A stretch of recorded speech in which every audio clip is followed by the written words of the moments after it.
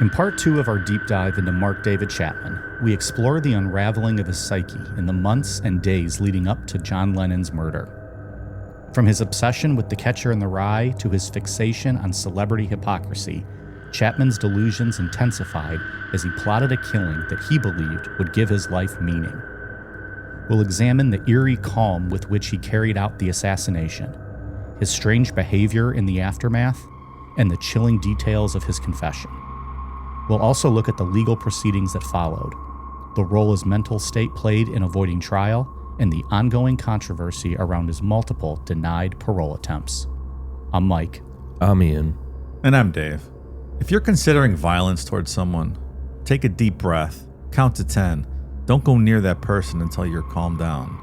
So stick around. I guess all we are saying is give peace a chance. This is Necronomipod.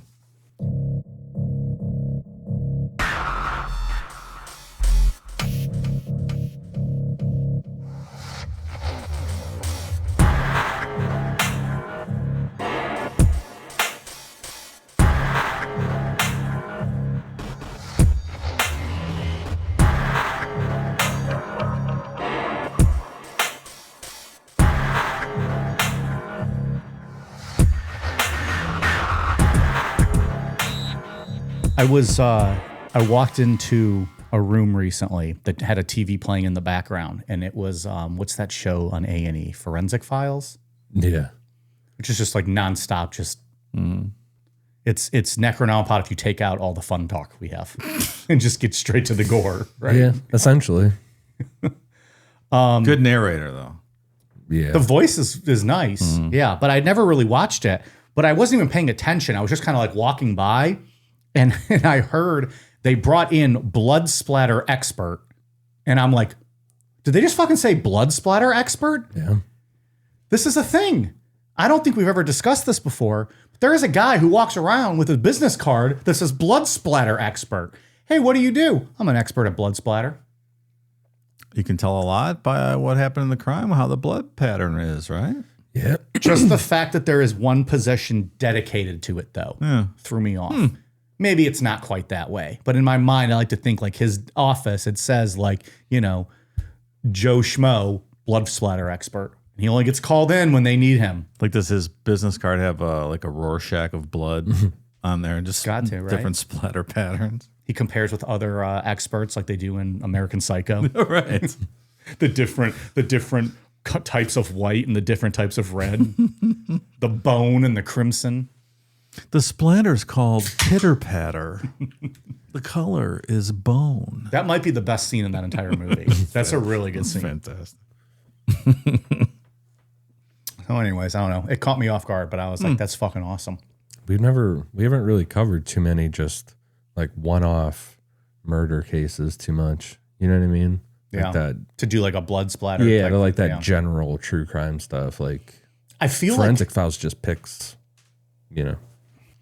I feel like that could have been very helpful in the Bobby Kennedy assassination, where they weren't sure. Like some reports said the gun was behind him, some in front of him. Yeah. If it was Sirhan, wish they would have had a blood splatter expert there. Now, then again, the LA police fucked all that up. So. Yeah. The one that comes to mind we did is Robert Durst, where he killed that guy down in Texas, and the way the blood pattern was showed something. I don't really exactly remember. Didn't work to convince the jury, but they said, you know, based on how the blood sprayed on the wall or whatever, it was obviously like not a defensive shot. I forget exactly, but even I then, think that played in somehow. We never said the words blood splatter expert. That's true. Like it just threw me off. It makes total sense, but I was like, God damn, that's. I like how in Forensic Files too, they always take jabs at the killers or like somebody in the story, you know. If you search Forensic Files on TikTok, there are tons of videos of people of like just random cuts of them. They're like just like throw it in. They're like small wienered Mark David Chapman walked into his New York City apartment. Yeah, for no reason at all. I love that. Is that the show that always leads you off the bat though and tries to make you think that someone else did it? I don't think that's this. Before they swerve back. These are just like half-hour episodes. Yeah. I don't, maybe. Like suspicion immediately focused on the live-in boyfriend. When, like, if you know the story, you already know they had nothing to do with it, just to add a story arc to it, I guess. Maybe it is. I don't know. Yeah. I just feel like they're not long enough to do that.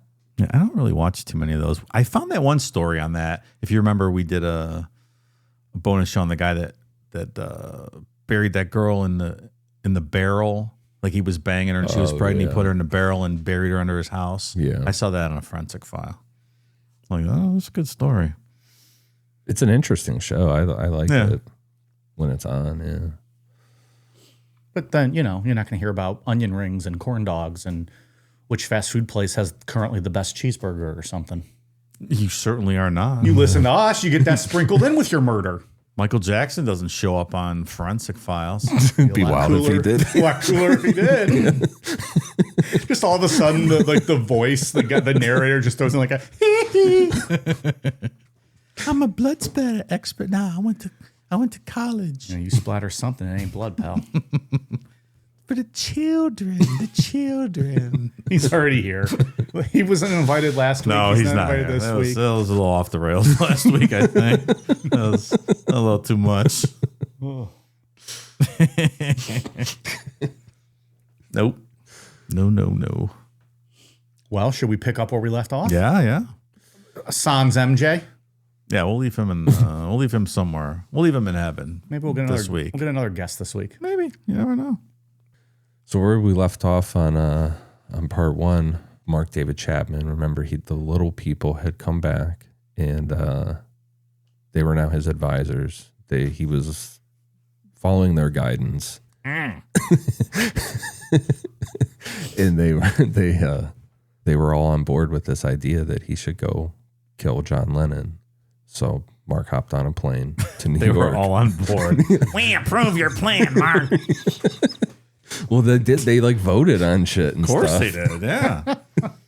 The Lollipop Guild gives you approval. I like to think they look at him and just give him the thumbs up or the thumbs down. He holds it out like Joaquin Phoenix in Gladiator. Exactly. Mark David's all on edge. I hope they approve. Here's the thing I wonder about Mark David, and I couldn't figure it out or couldn't find it anywhere. He always talks about them being in the walls. So I wonder, can he actually see through the walls? Like, how does this all take place? But Well, if he used to blow out the walls, right? So yeah, you blow up their shit. Yeah. this button on the couch. Yeah.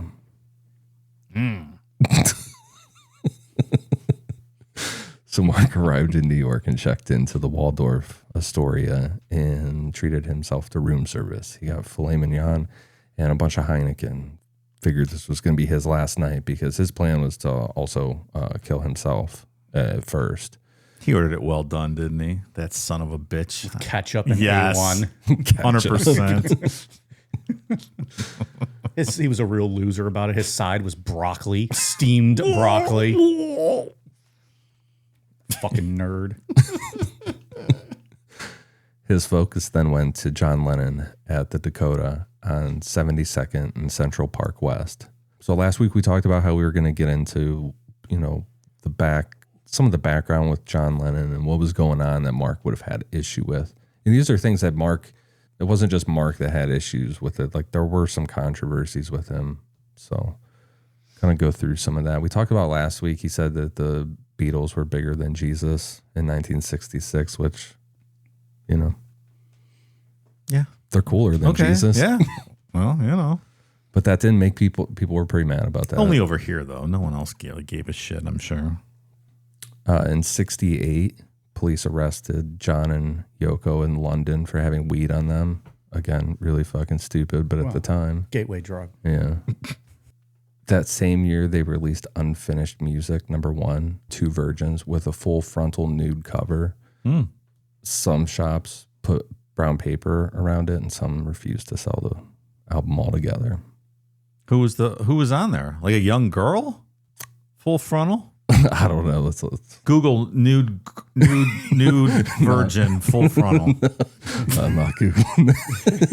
Siri, take over Ian's computer and Google. Why don't we just Google the name of the album? It looks like it's a picture of them. Sorry, Siri, it was a joke. It's a picture of them. Oh, those two full frontal. Yeah. Does Lennon have a nice hog? I don't know. You can't.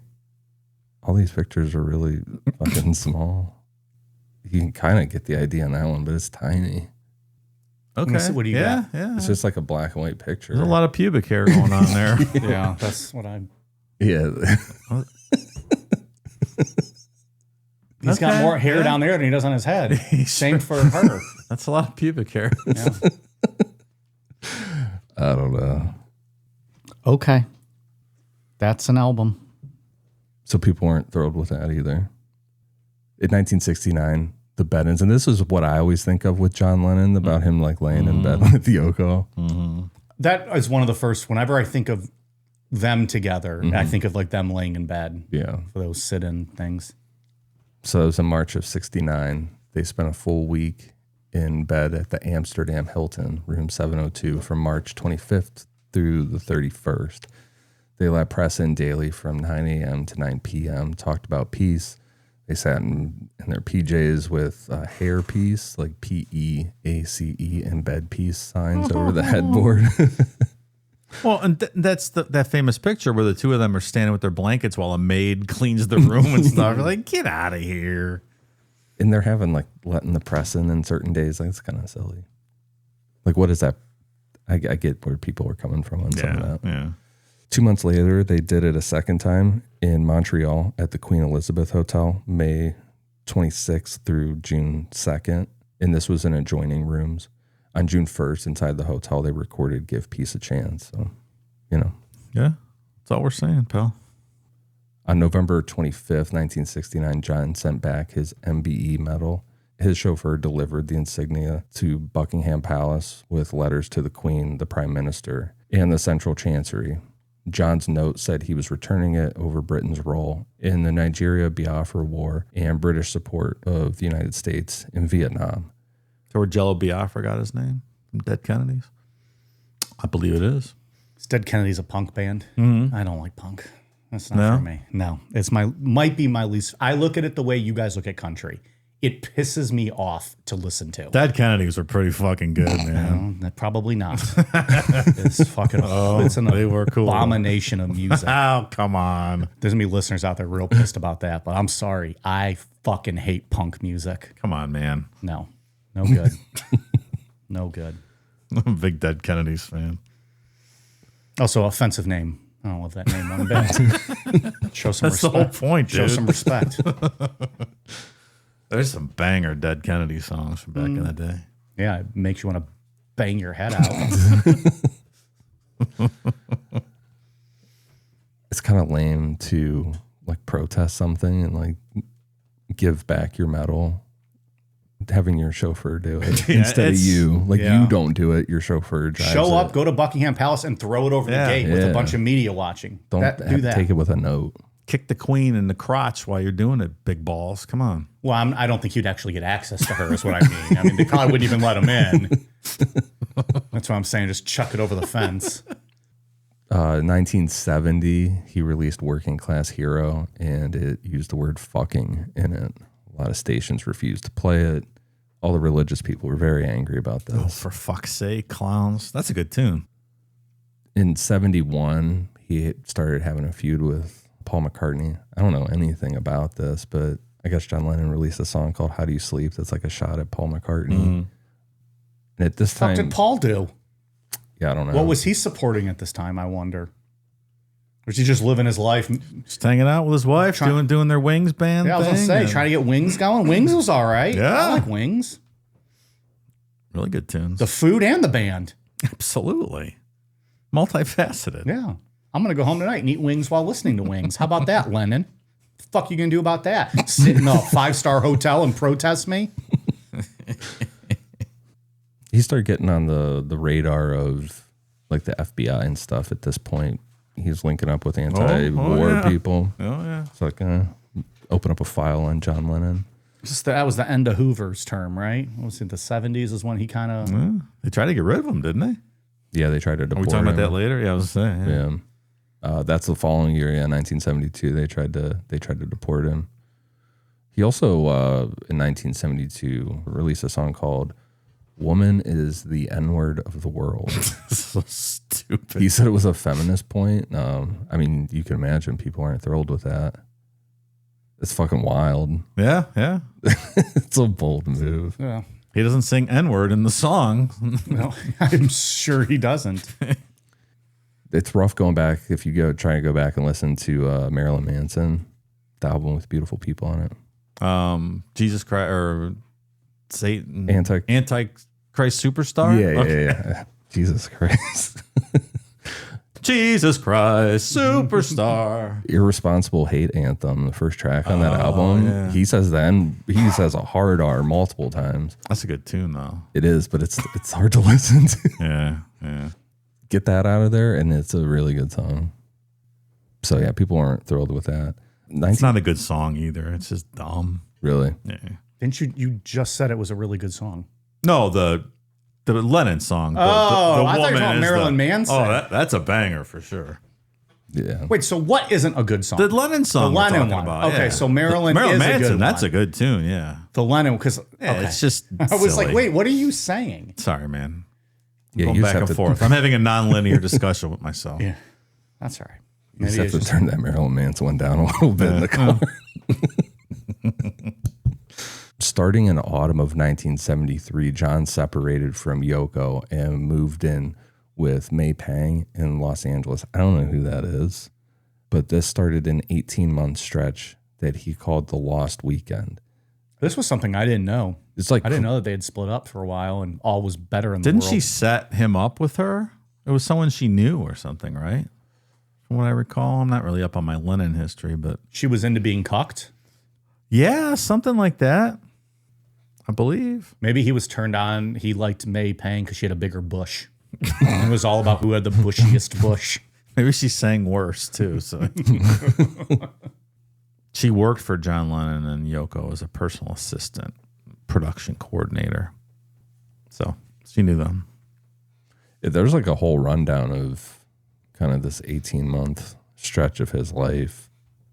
A lot of recording sessions, some pretty wild ones with Phil Spector talking about shooting guns up into the ceiling and shit, and a lot of drugs, a lot of getting thrown out of clubs, stuff like that. In the late 70s, John and Yoko publicly talked about using heroin, which that obviously kept controversy around him. And then you get into the 80s with people criticizing the peace stuff, while he's living large, and people are questioning that throughout this whole thing. And now here we are. Mark's ready to do something about it. He's the self-proclaimed, self-anointed savior of the world. I'm going to kill Lennon and everything will be all right. Yeah. All right, Mark David. Didn't we say MD Chapman? MD Chapman. MD. That's at least a cooler name. That sounds like an actor on like an 80s sitcom. MD Chapman. Yeah, yeah. Like a child star Yeah, who then that's got a grows rose of up it. and has a horrible, drug past and abuse and is on like reality TV shows about where are they now. Yeah, MD Chapman. that fits. In the first days of November, Mark loitered outside, watched the entrances, talked with the doorman, and looked up at the windows trying to figure out which unit was Lennon's apartment. He tried to buy more ammo in New York, but ran into the Sullivan Law, which blocked handgun ammo sales to non-residents. So with only 5 rounds from Dana Reeves, remember that's his friend that gave him hollow points for whatever fucking reason? Right. That was what he had to work with. On November 6th, he went to a Manhattan theater and watched Ordinary People, a film about a young man recovering from a suicide attempt. He said it, quote, snapped him back into reality for a moment. That night from a payphone, Mark called his wife, Gloria, in Hawaii and said, quote, I was going to kill John Lennon. I was going to do it, but your love saved me. And told her that he was coming home, saying that he had, quote, won a great victory. Oh, I can't stand this fucking guy. Well, that's it. He's not going to do it. So good on him. Yeah. Came to his senses. Welcome back. They sent him a message by quail or by bird, whatever. That it's off, don't kill. It was just a picture of a thumbs down. We reversed our decision. Come home. They sent him a fucking What is a raven. like, carrier Game pigeon? of Carrier Thrones. pigeon, but I like it better with the quail. The quail's funny. That's good. We sent a quail. They didn't know what to say. Yeah, they so don't they were know. like, just get They a live in bird. the wall. They What the fuck do they know? They sent Ralph, the little person, out, and he came back with a quail. They're like, fuck it, it works. Someone who knows how to draw thumbs down. Get it to MD, stat. Fly, quail, fly. He's at the Dakota in a Fucking bird just picks up one of them and flies away to eat it. I'm not food. Later on, Mark called this a trial run. He said he wasn't ready yet. He told investigators the words, "Thou shalt not kill," flashed on a TV screen in his hotel and on a wall hanging at home, which he saw as a sign. Yeah. Mr. Super Jesus, that's what you're supposed to do. Back in Honolulu in November, he told Gloria in vague terms that he still felt, quote, called to do something about John Lennon without giving details.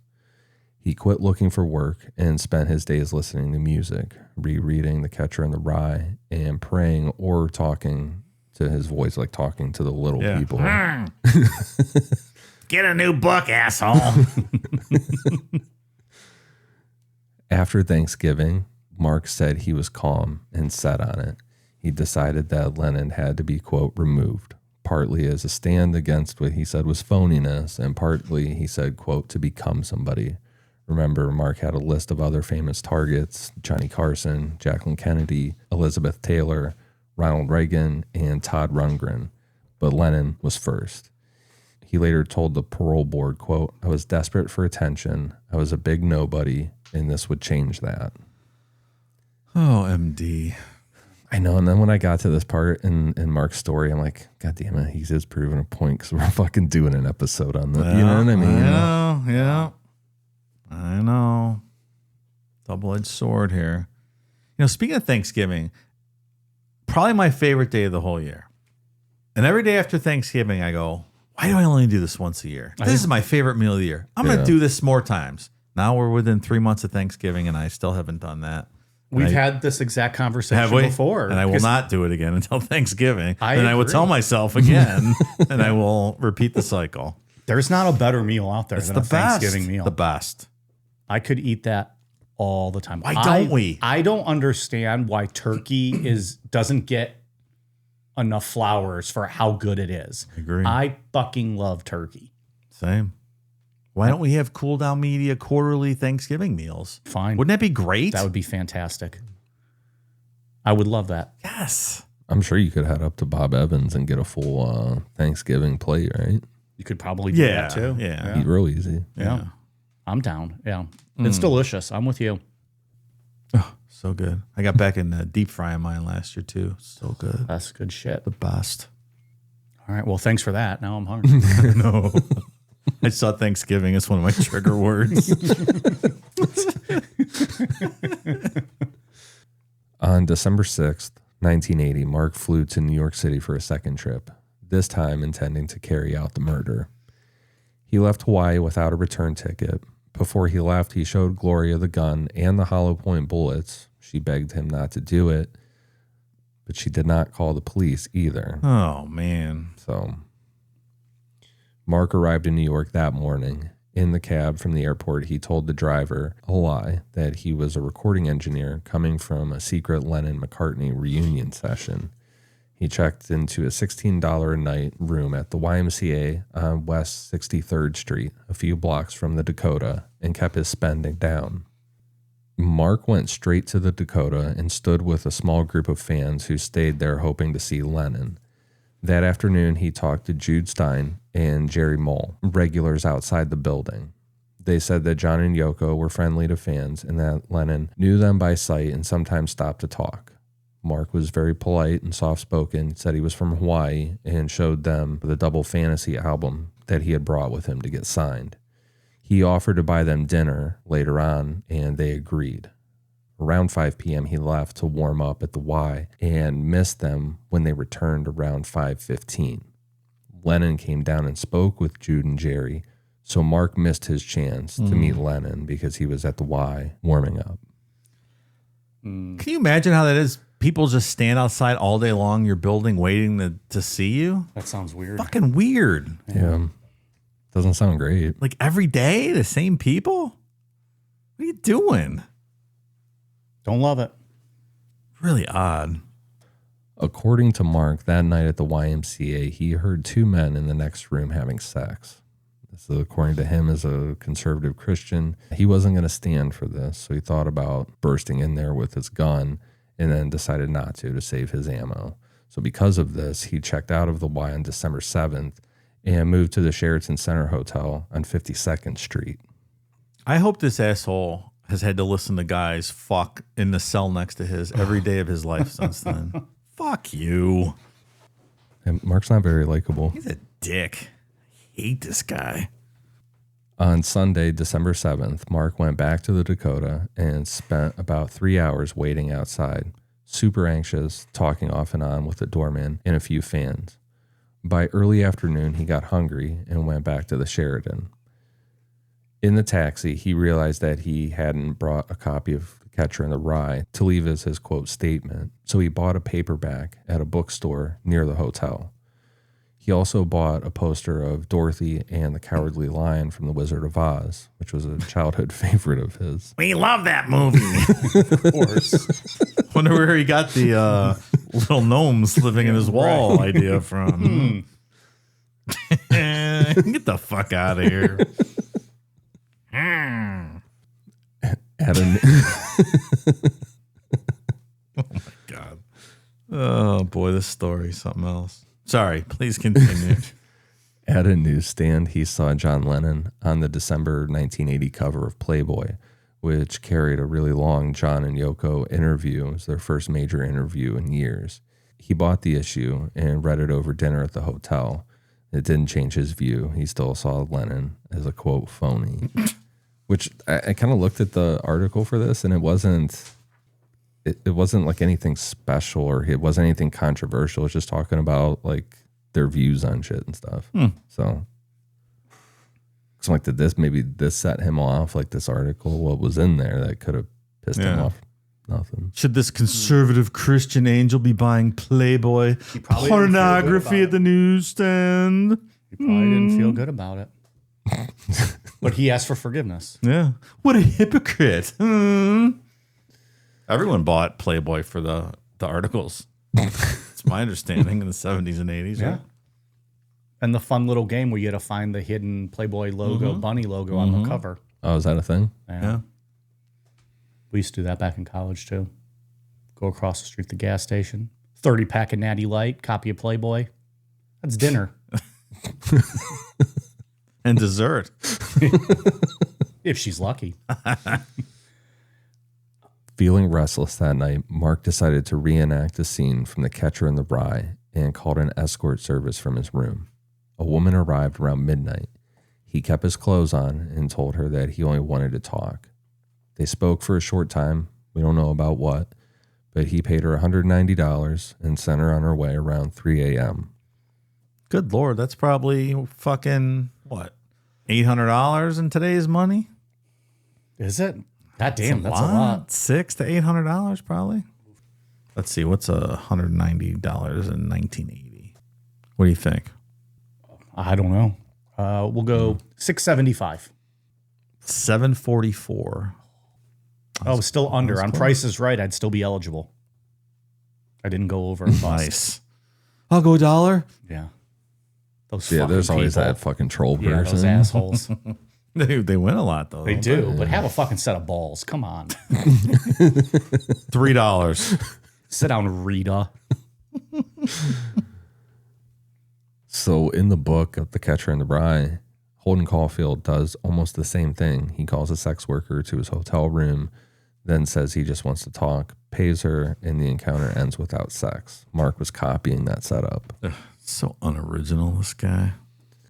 Late that night, in the early hours of December 8th, Mark arranged items on the dresser in his Sheraton room that he thought police would find later. He set out a Todd Rundgren cassette, all with the Todd Rundgren shit. Good God. After all this, Todd Rundgren was probably like, what the fuck, man? Fucking leave me alone. Under his jacket, he wore a promotional T-shirt for Rundgren's latest Oh album. my God. He took the Gideon Bible from the nightstand, opened it to the Gospel of John, and wrote in the margin, quote, Gospel according to John Lennon. He placed a letter praising his work with Vietnamese children, along with photos of himself with refugee kids from Fort Chaffee, and finally propped up the Wizard of Oz poster of Dorothy and the lion. It's like this really weird fucking altar kind of thing. Yeah. Ugh. Mark dressed in warm clothes with a long overcoat and hat. He loaded his Charter Arms revolver with 5 hollow point bullets, put it in his coat pocket, and taped a piece of cardboard over the gun to hide its outline. Mark picked up the Double Fantasy album that he was going to use for an autograph and took the new copy of Catcher in the Rye with a pen. Inside the cover, he wrote, quote, This is my statement, and signed it, Holden Caulfield. Hey, wait a minute. He's not Holden Caulfield. You're not holding Caulfield. That's not his name. I cannot stand this motherfucker. He's not likable. He's not likable at all. It's just cringe. Everything about this guy is fucking cringe. Yeah. Even the picture, I mean, have you seen the picture of what he looks like at the time when he was arrested? Like his mugshot? He looks really, Yeah, oh yeah. with the aviator sunglasses yeah, on. all of it. Just all This of it. up. He's kind of like a, You said his mugshot? yeah, he's like a chubby Jim Jones kind of, a little bit. Yeah, that really is. Oh, that fucking douchebag. Yeah, there he is. Just awful. Remember when they did the movie and Jared Leto put on like, what, 50 pounds? Turned himself into a fat ass to play this guy? Remember that? What movie is this? I haven't seen it. I forget what it was called. But I don't remember. I don't know if I've ever seen it, but I know what you're talking about. yeah, he put on a ton of weight because that's what Jared Leto does, right? Method acting. And Chapter 27. Good movie. Yeah, like, or dude, no? look at Jared Leto. look at that motherfucker. He looks That's just not like a prosthetic suit. He really looks just like him. Yeah. That's wild. That's creepy. Yikes. Look how fucking fat he is. Look at that. Man. Jesus Christ. Jared Leto weighs like, what, 120 pounds? Yeah. Yeah. Holy shit. I want to be on that diet. That had to be fun. That had to be fun. You knew you were going to have to lose it, but imagine he's like, yeah. oh, midnight Taco Bell, let's do it. 67 pounds he put on. Wow. Seems like more than that. Yeah, it does, doesn't it? Yeah. Okay. Well, good for him. Around 10:30 a.m. on December 8th, Mark left the Sheridan and went uptown to the Dakota. He got there before 11 a.m. and stood with a small group of fans by the gate. He didn't know that John Lennon had a full schedule that morning. Annie Leibovitz was there for a Rolling Stone shoot, and later an RKO radio crew was coming over. While Mark waited, he missed an early chance. Lennon stepped out of a taxi and went inside while Mark was reading The Catcher in the Rye under the archway. Nerd. Damn. Goddamn stupid book. Enough. Yeah. A short time later, the housekeeper came back from a walk with John and Yoko's 5-year-old son, Sean. Mark shook the boy's hand and said, quote, "What a beautiful boy," which is the title of one of Lennon's songs. It's fucking super creepy. Super creepy. Yeah. Yeah. Don't touch the fucking kid. Especially when you know what you're about to do. Like, that's just really fucking weird. The housekeeper and Sean then went inside. Mark later said that he realized he was going to take this kid's father away from him, but, you know, obviously it didn't stop him.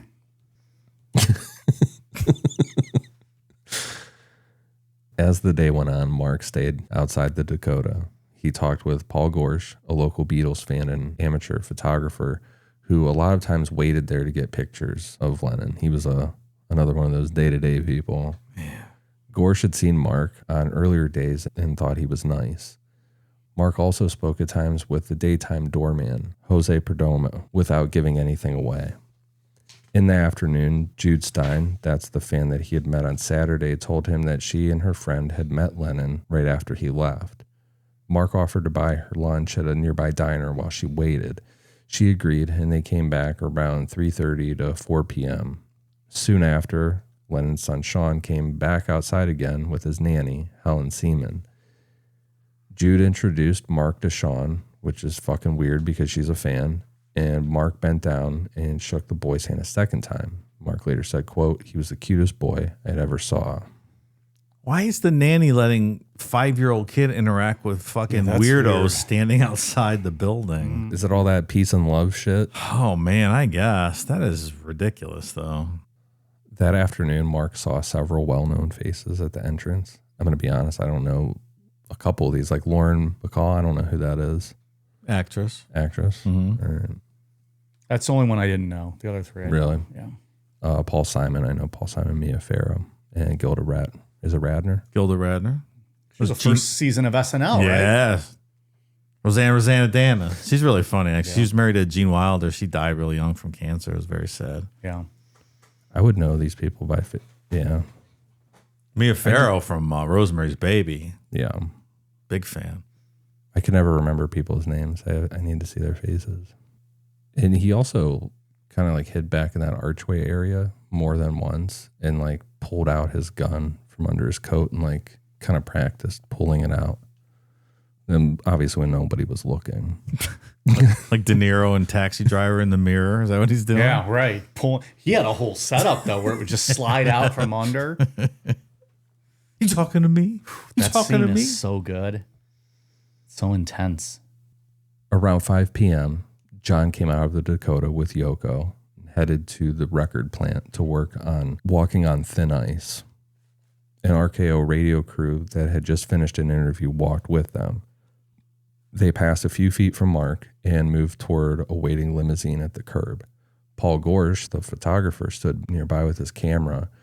Mark froze and Gorsh nudged him forward and was like, ask for an autograph. Mark stepped forward and held out the Double Fantasy album and a pen. John turned, smiled, signed the cover, writing December 1980 under his name. Gorsh took a picture of John signing the album, which is really creepy that this whole thing was caught, on film. John asked him, is that all you want? Mark said, yes. Thanks, John. As John went to the car, he asked Mark again, is that all? Is that all you want? And Mark nodded. Yoko had already gotten in. John joined her, the door closed, and the limousine pulled away down 72nd Street. Is that picture out there? I believe so. Let's look. I've never seen that picture. That'd be real creepy. Yeah. Oh, yeah. I've seen this picture, yeah. It's weird. It is weird. It's not a real good picture either. Gorish. Yeah. You guys a photographer? Okay. So Mark standing there shaking. Like, it's a huge adrenaline I bet. Yeah. rush. Also, John had been kind to Mark, which that is not what Mark had anticipated. Mark said, quote, I was overwhelmed by Lennon's sincerity. I was on cloud 9. Mark wanted to call it off. As the limousine pulled away, Mark told Paul Gorsh, quote, they're never going to believe this back in Hawaii, and then asked for a copy of the picture for $50. So that's a pretty solid payday, right? Yeah, 1980. sure. $50 for a shitty photo. I could go take the same photo. That's like $200 in today's money, right? Based on the math we used earlier. Could you imagine giving somebody $200 on the street for a picture? Half of you was cut out of it. What, did he develop it on the spot? Like, how did that work? Did they have Polaroids back? Like, how did that work? Oh, Maybe just it a was. Polaroid, huh? That's what I'm thinking. Oh. Maybe it was. I Or sus- was it like, I'll pay you, you mail it to me when you... I assume if he's a photographer, it was like a real camera setup. Didn't look like a Polaroid. Maybe it was. Unless he would do that for people. If he was known to photograph, maybe every time someone get one signed, he'd take a photo and be like, hey, you want to buy this? Or Yeah, do I yeah. throw it away? Send it by quail back to Hawaii. I just fucking make an AI version of it. It's so much easier. And you just have it. It's the confirmation for the little people. You're never going to believe what I got. He's really doing it. So he's sitting there holding the autograph record. Mark said, quote, I wanted to get the autograph, and for the first time in a while, I prayed to the Lord to give me the grace to just take it and go home. As night came, he described the fight in his head as the, quote, adult versus the child, or good versus evil, saying, quote, the child won. So Mark stayed. Oh, okay. That- What happened to that album? It's got to be worth a fortune. Who's got it? Any idea? Let's do some research here. I saw a copy of that photo, a type A copy of the photo. I don't know what that means. Sold recently for $14,000. Wow. How about that? So there's that. Gorsh. The guy's name was Gorish, right? Gorish. Paul Gorish. That stupid wife of his probably got it and sold it. The one that could have dropped a dime and prevented all this, right? It was sold to a private buyer in 1999 by a company called Moments in Time. Huh. Whoever that is still has it. I don't know. Yeah. I'm trying to see how much it sold for. I can't. Private buyer. 900,000. Yeah. I bet. Okay. That checks out. You think they play it? Like they don't even fucking respect it at all. They're just spinning it. I wonder. It's a good question. That's what I do with all my, like, I don't keep any vinyl sealed, even if I get some rare ones. I always rip them open and listen to them. Well, you're enjoying it. Yeah. I mean, whatever. If you enjoy it, how it's going to make you happiest. Right? As long as you wear a Jimmy hat, pal, whatever you want to do is fine with me. It's fucking putting on a Jimmy hat while he listens to an album because Dave said so. Just got to protect yourself up there. It's like, I got to hear some condoms. I want to listen to this new album. Dave told me I got to do this. You never know. He puts his pants back on, so he's sitting there with it under his underwear, just fucking with the Jimmy hat. Well, in case he gets so excited listening, you don't mess up True. your underpants. You don't get it on your couch, your carpet, or anything. You don't Good want looking it out. spraying everywhere. Just looking out for you, pal. Man, this Tom Petty really hits. I just jizzed in my condom. Was that Todd Rundgren?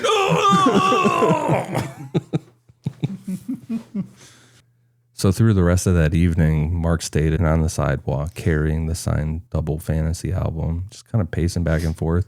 He's talking to the doorman. He wasn't threatening or anything like that. And he also spoke with Paul Gorsh some more. Around 8 p.m., Gorsh decided to head back to New Jersey, thinking John might not be back until late. Mark told him, quote, "I'd wait. You never know if you'll see him again." Gorsh laughed, wished him good luck, and left. I think Gorish is kicking himself now. The photos he probably would have gotten. Oh, yeah, he would have gotten some crazy You'd have had pictures. you'd have a photo of John Lennon dead. Yeah. That's true. Yikes. Now it was Mark, the doorman, and Mark's thoughts. He stood in the archway and paced back and forth. Every so often, he would stop and pray or argue with himself or the little people. He later said he was, quote, praying to God to stop me from doing it and praying to the devil to give me a chance. Around 10:15 p.m., the record plant session ended. John and Yoko hung out at the studio for a bit and then headed home. At 10:50 p.m., the limousine turned back onto West 72nd Street and stopped at the Dakota. Yoko stepped out first with tapes. John followed with his cassettes and walked toward the archway door. Mark stood in the shadows by the entrance. He later said he heard "do it, do it, do it" in his head as John passed. Do it. Do it. Do it. I like to think it's the little people just tagging them on. Just chanting, "Do it, do it." Some witnesses said Mark called out Mr. Lennon, like a question, and John turned around. Mark said he wasn't sure if he spoke or not. One newspaper said that he took a, quote, combat stance as John turned. So that would have been at about 10:52 p.m. Mark dropped down into a slight crouch, steadied the gun with both hands, and fired 5 shots from about 9 to 10 feet away. The first bullet hit John in the back below the left shoulder blade, piercing a lung and the subclavian artery. 3 more bullets hit in quick order, one through his left lung and aorta. The 5th shot missed and ricocheted off the building. John went forward into the lobby, up a few steps, and said, I'm shot, then collapsed. Yoko froze for a second and then screamed and ran to... Jesus.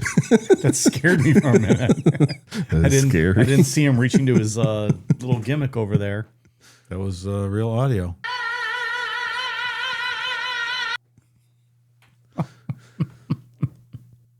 and the concierge set off the alarm and went to help. Back in the entryway, the doorman, Jose Perdomo, stared at Mark, then yelled, "Do you know what you've done?" And Mark replied, "Yes, I just shot John Lennon." Okay, Mark. Yeah, thanks, Mark. I don't think that's what he meant by it, that question. Jose, yes, that's a figure of speech. This wasn't a direct question. Jose lunged, knocked the revolver out of Mark's hand, and kicked it away. Mark didn't run or resist. As sirens came closer, he took off his hat and coat, set them down to show he was unarmed. Mark pulled out the Catcher in the Rye, sat on the sidewalk, and started reading. Quote, "I stood there clutching the book. I didn't want to run." And then Yoko came back outside, yelling, quote, "John's been shot." And at that point, neighbors start coming out into the streets to see what's going on. If Yoko was yelling, maybe people thought she was just singing a song. Maybe. And they were couldn't recording tell. a music video or Yeah. something. They couldn't tell it was distress.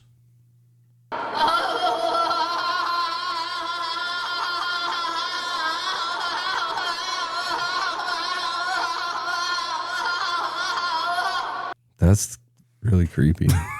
Yeah, You could put that on one of our creepy audio episodes. Yeah. Right. It's I'm scared.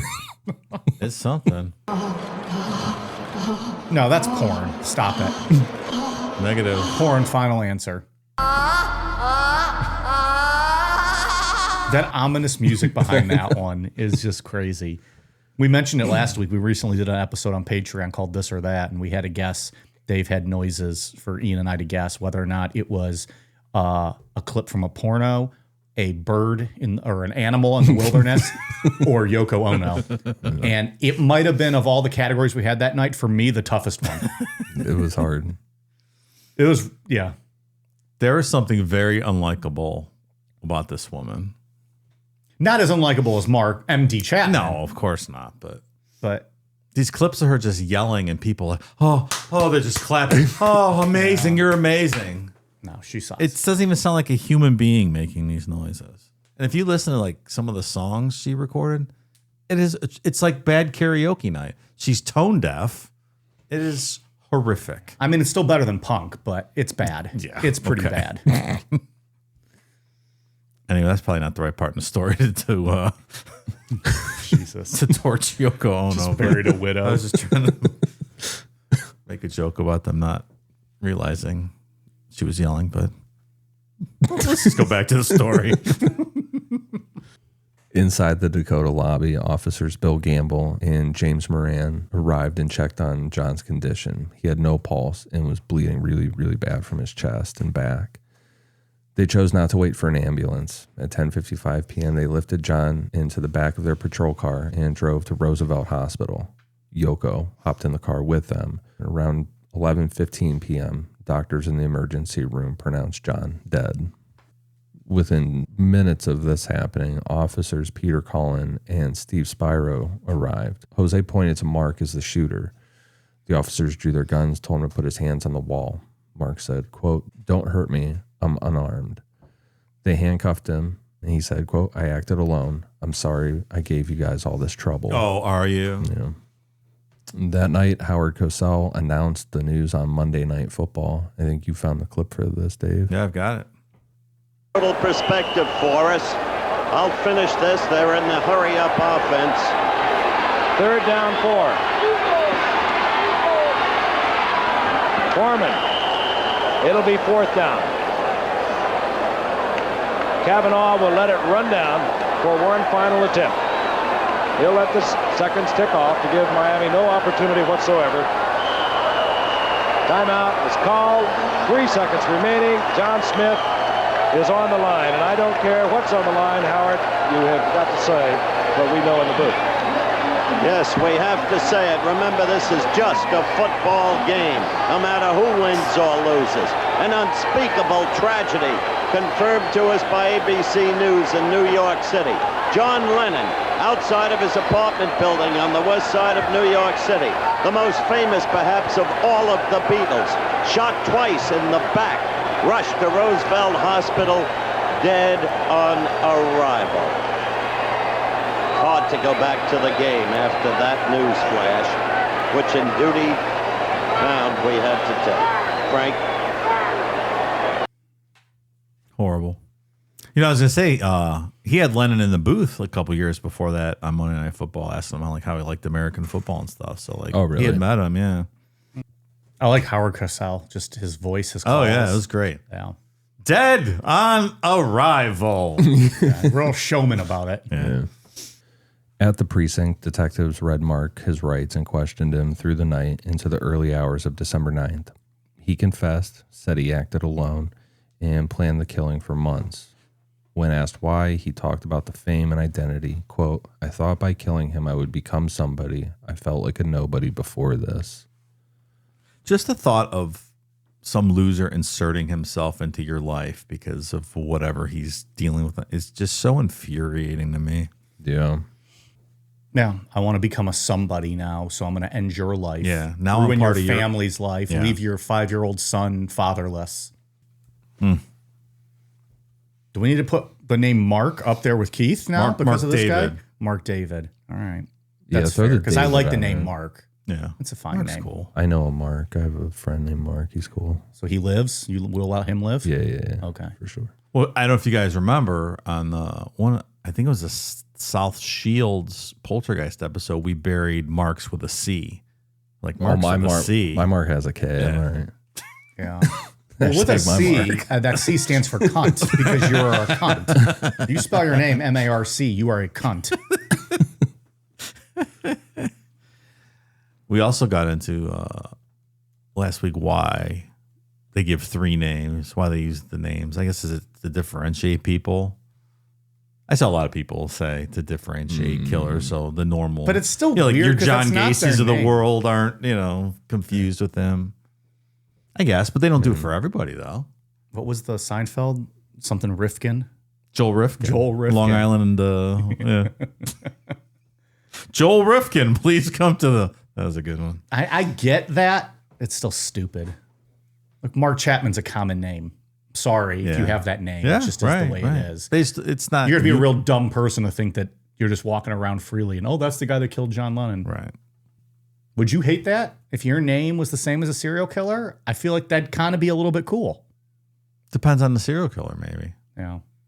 Like, because it's a limited audience who knows some of these, more obscure serial killers. Like if your name was Ted Bundy, that's probably not too much fun, right? I mean, I'd want to be Al Bundy, really. So I'd be like, oh, my middle name's Alan, so just call me Al Bundy. I would definitely go my middle that name guy fucks. if I was Theodore Bundy. Yeah, Al Bundy's cool as shit. he really is. You know Scored this 4 touchdowns in a game in high school football. It's an Ohio boy. Youngstown, right? Yeah. Yeah. Oh, really? Ed O'Neill is, yeah. In a lot of his like movies or stories, his character is always from Ohio. Like the Little Giants, I think, was based out of Ohio when he was the okay. coach. His character in Modern Family was from Ohio. That's cool. Yeah. I love Modern Family. That's a great show. I've never seen it. I think, you know what's really funny? good. I watched like all 9 seasons and then I missed the last half of the last season and I've still never watched it. Really? Yeah. I never saw how that show ended, but it's so funny. I don't remember the last couple seasons being all that good. It wasn't great. like the earlier ones. They but- probably should have stopped it at like 6 or 7 maybe, but okay, that's all.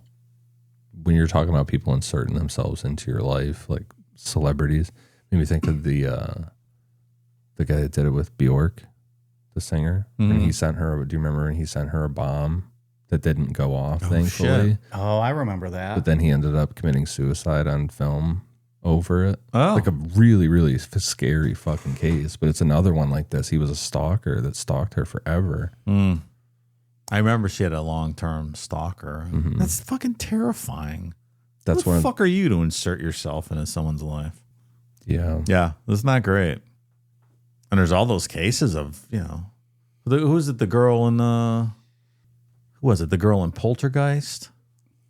Like just got gunned down in her dorm. That might have been an ex-boyfriend. There's somebody who was just a stalker that killed like someone, There was just some a famous actress. female WWE wrestler, I forget which one it was, who had a real bad stalker. And he's her like ring doorbell. He comes and just is sitting on her front step.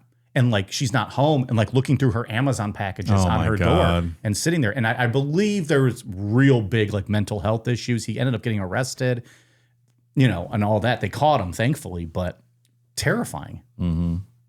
Somebody broke into Rhea Ripley's house, didn't they? Maybe that's That was me. Is that maybe we're talking about the same thing? I think it is. I don't think they broke in though. But they made it there. He was sitting on her porch. It was Rhea Ripley. That's who it was, and was like looking through her packages and like finding could you all that. imagine if she walked up at that met that dude face to face? That's fucking crazy. Yeah, it was Rhea Ripley. So because this thing was so high profile, Mark was put on suicide watch. By this point, officers knew about his earlier suicide attempt in life where he hooked the hose to the car exhaust. They also saw how calm he was, so they were concerned, and he spent December 9th in a cell under observation. I would watch him commit suicide, so that would have been good suicide. You could put me on a suicide watch. You're the cop just eating popcorn, just like, well, What are you waiting for, fuck boy? fucking what's the line? Tombstone. Well, bye. Just do the Epstein guard. That's Just right. go to sleep. Yeah. Take a fucking snooze, and then just cut the camera to be extra weird about it. On December 10th, 1980, Mark was arraigned in Manhattan criminal court, charged with second-degree murder. He first entered a plea of not guilty by reason of insanity. His lawyer, Jonathan Mark, said that they would pursue insanity defense. From January through June 1981, more than a dozen psychologists and psychiatrists examined Mark. 6 defense experts said that he was psychotic, most diagnosing paranoid schizophrenia. They cited command hallucinations, his identification with Holton Caulfield, and all these grandiose ideas that he has had. Did they mention the gnomes in the wall? Yeah, that's an issue. That's I think so. Yeah, that's part of schizophrenia.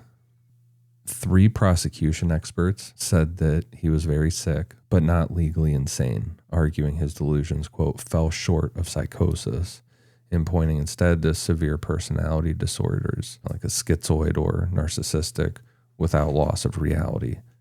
Essentially, he still knows what's right or wrong, and I think that was proven by him saying he was praying for God Yeah, to get him that's out what I of was it, gonna or the say, devil yeah. to help him do it. Like, right. sorry, buddy, you already gave that up. Yeah. Well, I guess that probably comes after this, but Still. yeah, that makes it easier to swallow. That's what she said. Court-appointed psychiatrist agreed with the prosecution that Mark was delusional but competent, and he knew what he did was wrong. During the evaluations, Mark was more cooperative with the prosecution's doctors than his own. One psychiatrist said Mark didn't want to be seen as, quote, insane. He thought his lawyers were calling him crazy and believed defense experts were the ones saying that he was psychotic because they were paid to. Well, maybe. By June 1981, his attorney was trying to build an insanity defense, but Mark had other plans. In jail, he read scripture and prayed daily and told people that God wanted him to plead guilty. Guard said that he told them, quote, the Lord wants me to do this. So, Okay. So on June 22nd, 1981, at a pretrial hearing, Mark addressed Judge Dennis Edwards Jr. and said he would plead guilty. He said, quote, I've been told by the Lord to plead guilty. Judge Edwards questioned him at length to make sure that he knew what he was doing and that this was voluntary. Mark said he understood the consequences. This was his choice, despite Jonathan Marks, that's Mark's attorney, arguing that this raised serious questions about Mark's sanity. The judge found him competent and accepted the guilty plea to second-degree murder. There would be no trial. I like that the lawyer is arguing this is obviously insanity when all the experts were like, yeah, he's not insane. Yeah. I get what the lawyer's trying to say. That, Well, he's doing his job. Yeah. I get it. and that God is the part of the delusion. So if God's telling him, Well, wait a minute, pal. What are you Yeah, trying to say well- here? Wait Whoa. a minute. Whoa. Blasphemer over here. Blasphemer. I'm going to buy you the good book, sir.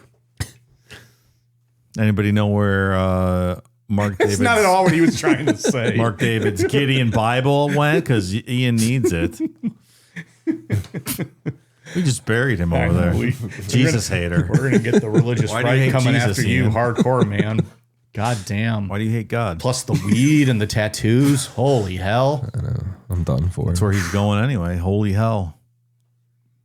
unholy hell. Not us. We're good Catholic boys. Well, I did my 12 years. bought my salvation early in life. I can do whatever I want now. I feel like I should get a little bit of credit. I went to church with my grandma every once in a while. Well, every once in a while? I What went does on that Easter. mean? I went on Easter and Christmas. Oh, those are the important days. Yeah. Those are the big ones. Those are the milestone days. That's what I was required to do. Well, yeah. And I did it. All right, we'll see. All right. You're forgiven. What kind of church, though? Methodist. Well, you're fucked. Jesus. Is that a real religion? Let's be honest. Methodist. Are any of them? Kinda I like, don't sounds really like know much method about it. acting. Methodist.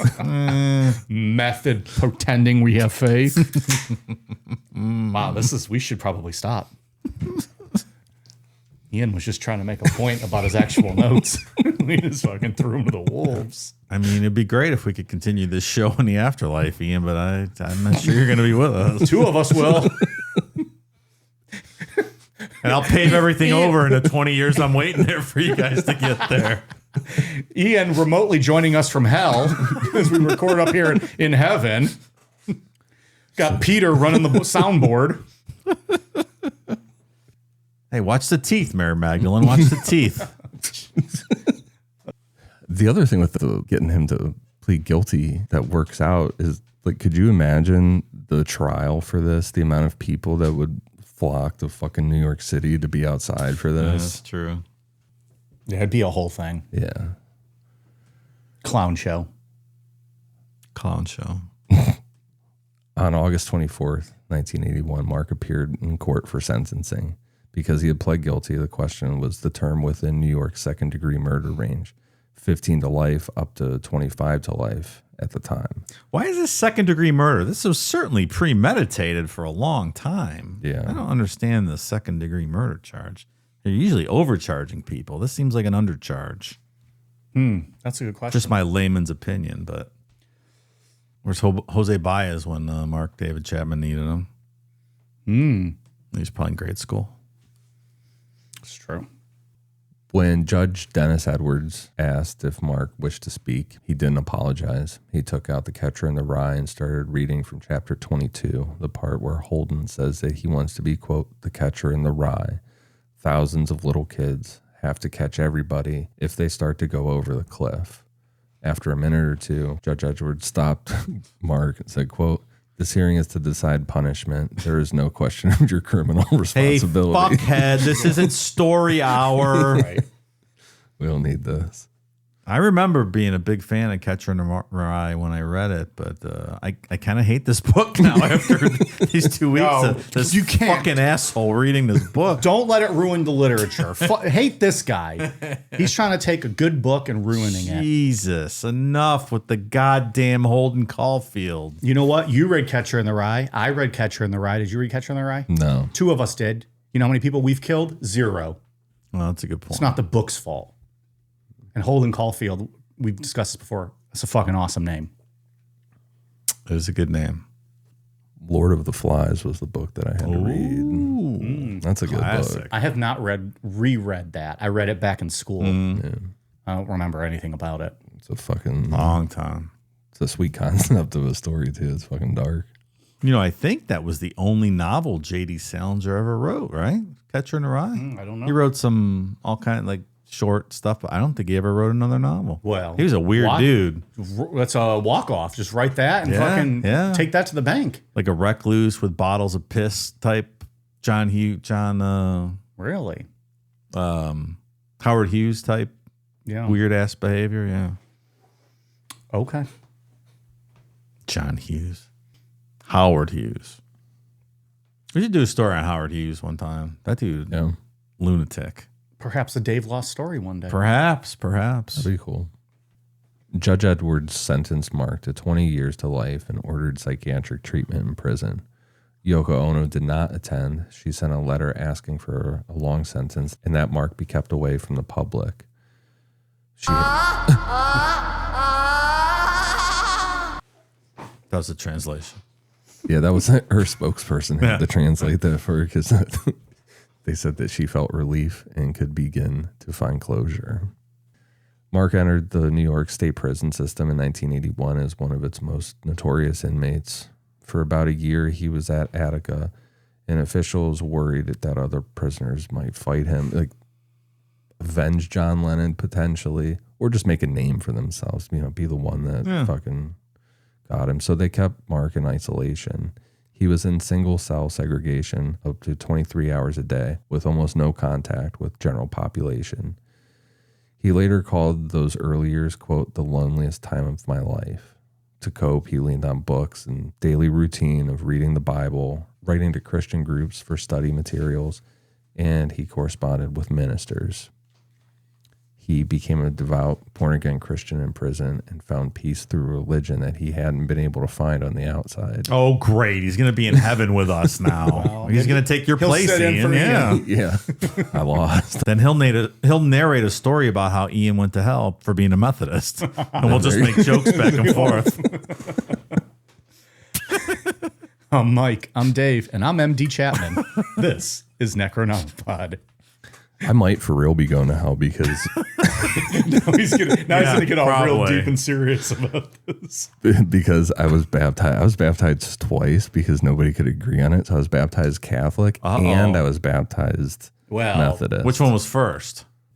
That would be I don't know. Answer technically. Yeah, think about your answer before you say it. You might be a Catholic. I could be. If that was first, then that's what counts. Can you please go through confirmation and have Dave as your sponsor? Please, please, please, please. I can be a sponsor. Okay. And please take Stephen as your confirmation name. How do I do that? Do I just go to the Catholic Church and be like, hey? Well, you got to go through the confirmation classes. Okay. And then it's when you officially, like, as a young adult, we would do it, accept the Catholic Church. Yeah. I believe I just put my hand on his shoulder. You put your hand on his shoulder, right? you stand behind him through the process, and you promise to help him, follow God. Him. And sure. as his hand's on your shoulder, Dave's like, run. Yeah. And I'll be in the back playing Stone Cold Steve Austin's music because you're going with Steven, obviously. Yeah. To keep tradition. Yeah. Keep the lineage going. Yeah. Oh my God, that'd be the greatest thing in the world. You guys have to start going to confirmation classes. I'll sponsor you, pal. Bring you right into the church. In 1982, Mark staged a 26-day hunger strike as a form of spiritual protest. It ended after a court order for intravenous feeding. Fucking super frustrating. Mm-hmm. As time passed, with no credible threats or anything like that, officials started easing Mark into normal routines. By 83 to 84, he joined closely monitored work programs at Attica. He worked as a janitor cleaning offices and later assisted in the prison law library, helping inmates with legal research. In 2000, Mark became eligible for parole after 20 years. Yeah, at that point, he was 45. His first hearing was in October of 2000. He said that he regretted what he did, had found Jesus, and didn't care about the notoriety anymore. The 3-member New York parole board denied him, writing that release would, quote, deprecate the seriousness of the crime and undermine respect for the law. Yoko Ono sent a letter opposing release, and she would at every hearing, saying that she and John Lennon's sons, Julian and Sean, would, quote, not feel safe, and it would bring back the nightmare. She also said that Mark could be at risk from vigilantes, like if anybody wanted to come after him or do something weird. So parole was denied with the standard 2-year wait to try again. From 2002 on, Mark had a parole hearing every 2 years. Each has ended in denial. In 2024, a board issued a 13th denial, and as of 2025, Mark is still in New York State custody, in protective housing, working prison jobs, and taking part in religious groups. Yoko Ono is now in her 90s, and she still opposes his release at every hearing. She makes sure that she voices her opinion. Good, absolutely. Yeah, she's 92 years old. Yeah. She's a lot younger than him. Like, she was born in the 30s. When was he born? 40. I guess not that much younger. Yeah, because he was 40 years old. But like 7 years older than him-ish. She's older than him. She's older than him. You, Yeah, had she was said, born you in- said younger. Oh, You said sorry. she's a lot She's younger older. than She's him. born in the And I was 30s. like, wait a minute, the math ain't mathin'. Yeah. I'm sorry. Wasn't she not so nice to Julian too? I don't know much about That wasn't her. That was his first wife's son. I don't know From anything what I about recall her reading. really. Yeah. Other than that she like allegedly broke up the Beatles.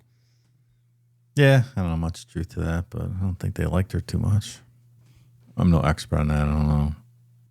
Anything ever happened to M.D. Chapman's wife, who apparently had prior knowledge of this Yeah, that's assassination true. plot? Let's see. I feel like she was at least some sort of a accessory in this.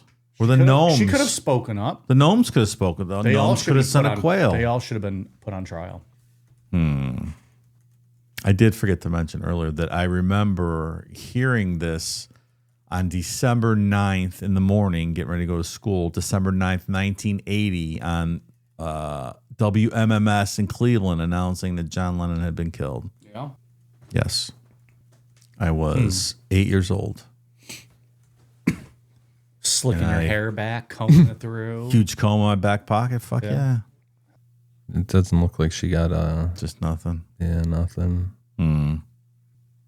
Well, I'm sure it wasn't black and white, cut and dry, but Yeah, there's also like a whole thing with her too. She's been living with a guy that is off the rails, Yeah, completely. yeah. Like he's super annoying with the Holden Caulfield shit, and he's really whiny, and the whole thing about wanting notoriety is super annoying. But he is really off the rails. Like he was sitting there naked in the hall or in the living room, cutting pieces out and splicing together audio and shit. So That's right. I forgot about that. yeah, and rocking, talking to the little people. yeah, So I'm it's- sure she had PTSD just from living with this asshole. But still, he said multiple. She begged him not to go. Kill him. That's true. Something. At least look into it. Bring her in for questioning. Doesn't sound like any of that happened that we know of. That we know of. Maybe something did. Maybe they had somebody talk to her. I don't know. Would there have been a Beatles reunion? Who passed away? George Harrison? Ringo Starr passed away. Ringo's still alive? So it's George died, yeah. George died. When did he die? In the 80s? Because he was in the Traveling Wilburys there for a while with those guys in the 80s. Oh, I thought it was more recent. Like I remember hearing early about 90s? his death. I was going to say I don't later. really remember. I know he did the Traveling Wilbury stuff, though. 2001. Oh. That's what I thought. That much So it was later. later. Oh, shit. So that's 20 years. We would have had a Beatles reunion, right? Probably might have done something. There Probably would something. have been something happen. One last concert for like a Live Aid or something. They probably would have done that over the course of 20 years. Even Zeppelin got together for Live Aid, right? Yeah. would Yoko be part of it? No. I would say probably not. I would say that would be a deal breaker. I don't know. I act like I know what I'm talking about. If I'm Paul McCartney, I'm saying she's not a part of this. Yeah. We have pretty good back catalog. It does not include her moaning, screaming, having a fucking seizure. I listened to like one of those songs that Really? they did together. It's like bad karaoke. She's tone deaf. The music is fucking horrific. Yeah. Well, that classic clip of him playing with Chuck Berry, and Just- she starts yelling. Chuck Berry's like, "What the fuck?" I love that clip. I couldn't get like just isolate her audio from that clip, but holy shit! You can see it in his face. He is not thrilled. Oh, so bad. Well, I don't know. John Lennon, by all accounts, was kind of a dick to people and maybe some of his kids, but I don't know. Great songwriter. Yeah. I like the Beatles. I'm not a big Lennon fan in general. Instant Karma's a good tune. I like a lot of John Lennon music. But I like the Beatles more, Yeah. I think. Sure. Yeah, I mean there's good songs, shit that I recognize. I'm never gonna type in Beatles or John Lennon into Apple Music and listen to it. You know what I mean? But What Deftones did what? Jealous Guy, Lennon's song, I believe. that sounds right. Mm-hmm. Good tune. All right. Well, any other final thoughts on this? Anything you found in your notes or research, Ian, that we didn't mention? No, nothing I can think of. Dave, what about on your end? Anything else? No, I'll just say I hope this asshole dies in prison because I don't think he should ever be released. How old is he now, did we say? I think I just did the math in my head a little bit at like 75. So he could get out. He's 70. 70. He could get out. I don't think he will, and I don't think he should. But it could happen. It'll cause an uproar. You think He's just enough an of an asshole. uproar that Yeah. it won't happen. As long as Yoko's alive, she's going to keep Yeah. pushing yeah, back, which good for her. Absolutely. You know, joking aside about her fucking terrible music. Yeah, it's very you know. insensitive, but No. I mean, didn't mean it like that, but just, you know, no, I admit it's insensitive. it's unfortunate. It's a weird world, man. People get obsessed with somebody like that. Still, like, I can't imagine all those people just waiting for you. Oh, That it'd you be have so to pass annoying. through a gauntlet of fucking weirdos Every when you're time. leaving your house every day. Fuck that. Yeah. Just leave people alone. Yeah, give peace a chance. There you go. What do you got for us on Patreon? We would like to welcome new patrons. Aloe Gel Gecko, Dava Butson, Ash Ray 87, Becky O. No, I don't know. Becky O. Did you Might be Becky, Ohio, for all I know. No, it's just Becky O. That just popped in my head. Sorry, Becky. Got a little carried away. Oliver Ferguson, Soviet Newt 27, RH987, Ryan Barnes, Sean Enix, Emily Cross, Jill Baker, Matt Overland, Alvin Lingelbach, JJ Saunders Carr, Nate the Great, Jan Fan, William Heath, Alex, Chief Petty Officer Seaman J. Demon, Christy Hill, Susan Huppman, Drew Stogsdill, Grant Long, Ashley T. Beans, James McMahon, Claire Miramontes, Santa Medina, spelled like Medina, but I suspect it's usually Medina, so I will not do you the disservice of pronouncing your name wrong. Santa Medina. Katie Van Winkle, Shane, Anthony Trujillo, Adam Fayes, Hannah Williamson, Kimberly Plant, Abominex. Sounds like a DJ or something. Abominex, DJ Abominex. DJ Abominex. Steve Alexander, Daphne Bohannon, Shafter. I barely knew her. I barely know her, excuse me. Shafter, I barely know her. Maddie Paulson. Who? TF is Declan? Wouldn't you like to know? Laura. Baz Kook. Does Mike have a wife? In parentheses, real question. Wouldn't you like to know? Nicholas Clayton. Dennis Malary. Jaylee Hightower. Richard Tudyk. And Aaron Robinson. Welcome, new patrons. That's a big list. Yeah. Everyone's jumping on the train. Word got out how much great material is available in the archives. Patreon.com/Necronomipod. 5 years, 6 years worth of material. It's all there. Yeah, I think we started at September of 2020. Yeah, it's been a long time. 2019, excuse me. So 6 years. Ian, what do you got on your end? On Patreon, we just did the Allagash UFO abductions. It's a classic UFO case. Mm-hmm. It's a good one. Good artwork from it. Guys, Fire in the Sky vibes. Yeah. Semen extraction. All the classics. All the classics. Hitting all the classics on this one. So yeah, go check that out on Patreon. Dave, anything else on your end? No, sir. All right. We are on Twitter, Facebook, Instagram at Necronomipod. Like we said earlier, patreon.com/Necronomipod. Amazon.com, search Necronomipod for our merch, and necronomipod.com. All right, you guys ready for a cool down beer? Cheers.